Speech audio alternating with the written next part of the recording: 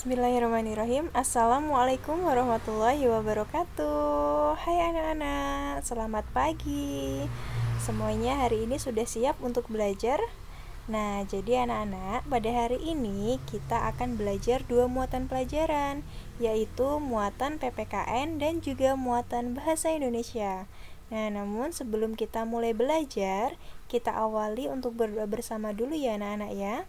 Yuk, 1, 2, 3. A'udzu billahi minasyaitonir rajim. Bismillahirrahmanirrahim. Rabbi zidni ilma warzuqni fahma. Ya Allah, tambahkanlah ilmuku dan mudahkanlah pemahamanku. Amin. Nah, semoga dengan kita awali membaca doa, maka ilmu yang akan kita peroleh hari ini bermanfaat dan berkah untuk kita. Amin. Nah, jadi anak-anak, langsung saja. Hari ini kita akan belajar muatan yang pertama, yaitu muatan PPKN. Materinya tentang kerjasama sebagai wujud sikap bersatu dalam keberagaman. Nah, anak-anak masih ingat tidak? Apa itu keberagaman? Jadi, pada pertemuan sebelumnya kita sudah sedikit belajar tentang keberagaman ya. Nah, sedikit akan Ibu ingatkan lagi bahwa keberagaman itu artinya ada berbagai macam, ada beraneka macam, jadi ada banyak, jadi berbeda-beda. Nah, keberagaman itu merupakan bagian dari kehidupan kita. Nah, misalkan kalau kemarin kita belajar keberagaman tentang makanan kesukaan yang ada di rumah, ayah menyukai apa, ibu menyukai apa, dan lain sebagainya. Nah, jadi dalam keberagaman itu artinya kita harus hidup rukun. Jadi walaupun kita ada perbedaan, maka kita harus hidup rukun. Nah, dengan hidup rukun, maka kita akan saling menghargai perbedaan yang ada di sekitar kita. Nah, jadi salah satu wujud dari sikap bersatu dalam keberagaman adalah dengan kita melakukan kerja sama. Nah, di sini anak-anak sambil perhatikan ya. Di sini ada gambar tentang warga yang sedang bergotong royong atau kerja bakti. Sebenarnya apa ya anak-anak ya manfaat dari kita kerjasama dalam lingkungan kita? Nah, manfaat dari kerjasama itu yang pertama, pekerjaan menjadi lebih cepat selesai. Yang kedua, pekerjaan terasa lebih ringan. Yang ketiga, maka dengan kerjasama akan memperkuat persatuan dan kesatuan antar sesama. Nah, di sini anak-anak untuk manfaat kerjasama bisa kalian catat sebagai catatan kalian di buku tugas kalian ya anak-anak ya. Nah, lalu kalau tadi kita sudah belajar tentang keberagaman, hidup rukun, manfaat dari kerjasama. Nah, sekarang anak-anak silakan untuk buku tematik 3A-nya pada halaman 74 itu kalian buka, lalu di situ ada pertanyaan.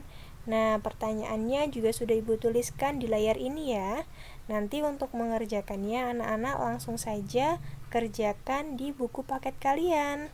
Nah, di situ ada soal, latihan soal dari nomor 1 sampai nomor 5. Nah, anak-anak untuk pelajaran hari ini dan seterusnya anak-anak bila ada kesulitan dalam memahami pelajaran, kalian bisa minta pendampingan orang tua kalian ya.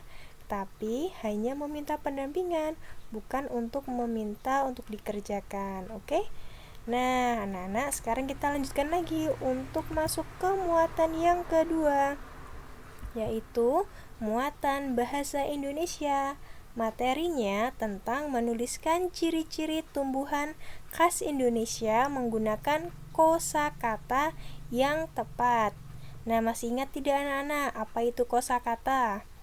Jadi kosakata itu adalah perbendaharaan atau banyaknya kata yang telah kita pahami dan kita tahu. Nah, di sini kita akan pelajari lagi membuat kalimat dengan kosakata yang tepat. Dari materi ini, maka tujuan pembelajarannya adalah Setelah membaca teks, maka siswa dapat mengidentifikasi ide pokok dari informasi yang disajikan tentang pertumbuhan dan perkembangan tumbuhan berbunga dengan tepat. Nah, jadi anak-anak, hari ini kita akan mengidentifikasi untuk materinya adalah ciri-ciri tumbuhan, yaitu bunga. Nah, di sini ada gambar apa, anak-anak? Ya, di sini ada gambar bunga melati. Nah, anak-anak dapat menuliskan ciri-ciri tumbuhan tersebut dengan kosakata yang sudah kalian ketahui atau kalian kuasai. Jadi anak-anak sambil diperhatikan gambar bunganya, nanti anak-anak bisa dapat membuat atau merangkai kata untuk menuliskan ciri-ciri dari tumbuhan tersebut. Maka semakin banyaknya kosakata yang kamu pahami, artinya kalian dapat semakin mudah dalam menjelaskan ciri-ciri tumbuhan khas Indonesia. Nah, salah satunya agar kalian lebih banyak memiliki kosakata, yaitu dengan banyak membaca. Nah, membacanya harus membaca buku ataupun membaca pelajaran di internet, bukan membaca hal yang tidak baik ya anak-anak ya. Nah, kalau kalian sering membaca buku, maka kosakata kalian akan bertambah. Nah, di sini anak-anak Ibu sudah mempunyai contoh dalam menuliskan ciri-ciri tumbuhan khas Indonesia menggunakan kosakata yang tepat. Nah, di sini Ibu akan menuliskan ciri-ciri dari bunga mawar. Nah, sambil melihat gambar bunga mawar atau kita sambil melihat bunga mawar yang asli, kita dapat menuliskan ciri-ciri dari bunga mawar tersebut dengan kosakata yang tepat. Nah, contoh yang telah Ibu sajikan adalah di sini Ibu bacakan ya anak-anak ya. Bunga mawar. Bunga mawar merupakan salah satu tanaman hias yang menjadi favorit banyak orang. Warnanya yang cantik dan kelopak bunganya yang indah membuat tanaman berduri ini menjadi primadona tanaman hias. Itulah keindahan bunga mawar yang disukai banyak orang. Nah, jadi anak-anak, walaupun menuliskan ciri-cirinya singkat, tapi di sini sudah menggunakan kosakata yang tepat. Nah, jadi sekarang tugas anak-anak adalah ayo menulis. Nah, tuliskan ciri-ciri tumbuhan yang ada di sekitar lingkunganmu dengan menggunakan kosakata yang tepat.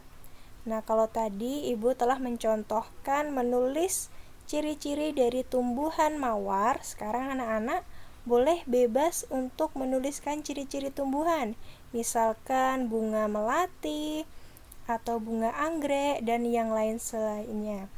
Nah, itu tadi adalah materi kita muatan PPKN dan juga muatan bahasa Indonesia ya. Nah, anak-anak, terima kasih sudah menyimak materi kita hari ini. Semoga ilmunya bermanfaat ya. Dari Ibu, mohon maaf apabila ada kesalahan dalam menyampaikan maupun menjelaskan materi. Semoga ilmunya bermanfaat ya. Ibu akhirin dulu. Terima kasih. Wassalamualaikum warahmatullahi wabarakatuh.